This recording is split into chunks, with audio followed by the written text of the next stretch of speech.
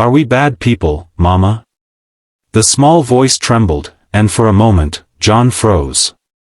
He hadn't expected to hear such a question from his little daughter, Lily, while she clutched a tattered teddy bear at the edge of the park. The sun was dipping low, painting everything gold, but his heart felt heavy. He knelt beside her, searching her wide, innocent eyes. "Why would you think that, sweetheart?" he asked softly. Lily hesitated. "Because, we walked past that man. He looked hungry. We didn't give him anything. Mama says we should help people." John's chest tightened. He was a single dad, struggling to make ends meet while balancing work and home, but he knew her words weren't just about charity, they were about empathy. And here, under the fading light, he realized that compassion could never wait for perfect circumstances. Without a word, he took Lily's hand and led her across the park to a man sitting quietly on a bench, his clothes worn, eyes fixed on the ground. John spoke gently, offering a sandwich and a bottle of water. Lily's eyes widened in awe as the man looked up, a rare smile spreading across his face. "Thank you. I haven't had this in days," he whispered. Lily squeezed John's hand. "See, Mama was right," she said. "It feels good to help." John nodded, a quiet warmth spreading through him. Sometimes, the simplest acts, just listening to a child's conscience, could illuminate the deepest truths about humanity. And in that moment, he vowed that he and Lily would always choose kindness. The next morning, John couldn't shake the image of the man from the park. Lily was already at the breakfast table, her hair in two messy braids, humming softly. She looked up at him, her eyes curious.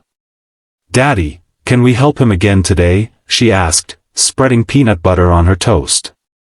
John hesitated. He had bills piling up, deadlines at work, and barely enough energy to keep their small apartment in order.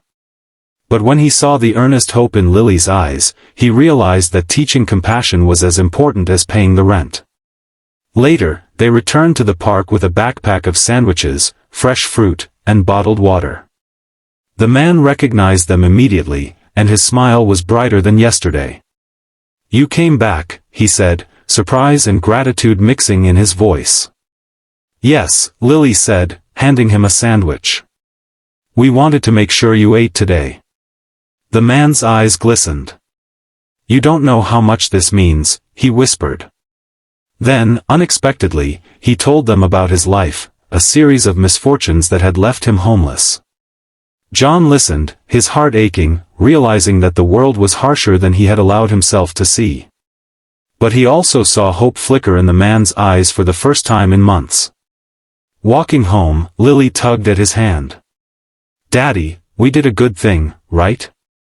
John smiled, looking down at her small, determined face. "The best thing," he said. "Kindness is never wasted, Lily. Sometimes, it changes lives in ways we'll never fully understand." That night, John tucked Lily into bed. Her teddy bear was clutched tightly, and she whispered, "I want to help people forever."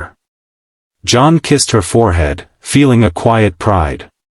In teaching his daughter to care, he realized that even small actions could ripple outward, creating a world a little kinder than before. A few days later, John and Lily returned to the park, their backpack once again filled with food and water. But today, the man wasn't there. Instead, they noticed a small crowd gathered near the fountain, murmuring anxiously. Curiosity tugged at John, and he walked closer, Lily holding his hand tightly. He spotted the man, lying on the ground, looking weak and pale. Panic surged through John's chest. He rushed over, checking for signs of life. Lily's small hand gripped his sleeve, trembling. "Daddy, what's happening?" she whispered. John knelt beside the man, realizing he had collapsed from hunger and exhaustion.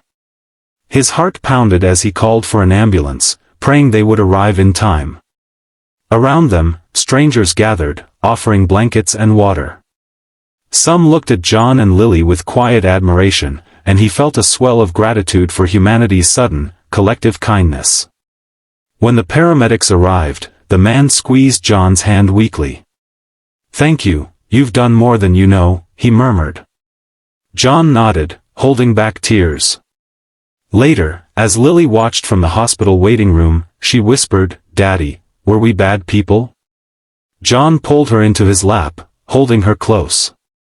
"No, sweetheart. Helping others, even when it's hard, makes us the opposite of bad. It makes us human."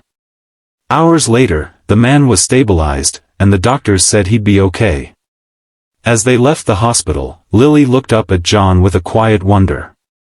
"I think kindness is magic," she said.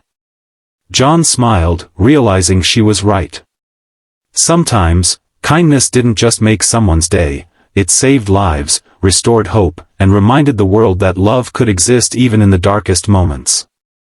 Walking home, hand in hand, they both felt lighter, carrying the invisible warmth that comes from truly making a difference.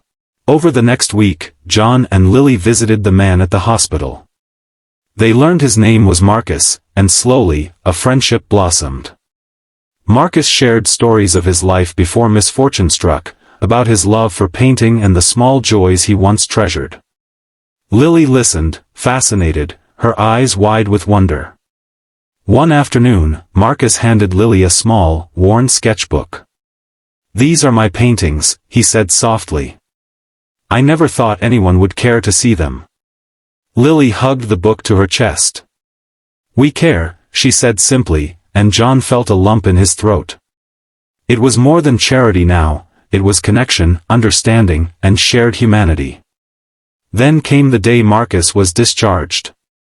John rented a small studio apartment for him temporarily, enough for him to start rebuilding his life. The gratitude in Marcus's eyes was impossible to forget. Lily beamed, holding his hand tightly. "See, Daddy? People can get better when we help them." That night, as John tucked Lily into bed, she whispered, "Daddy, I think helping people is the best thing we can do." John smiled, brushing her hair from her face. "You're right, Lily. And the world feels brighter when we choose kindness, even in small ways." Weeks later, Marcus sent John and Lily a painting of the park where they first met, a golden sunset, a little girl holding her father's hand, a man smiling on a bench. Beneath it, he had written, "Kindness changed my life."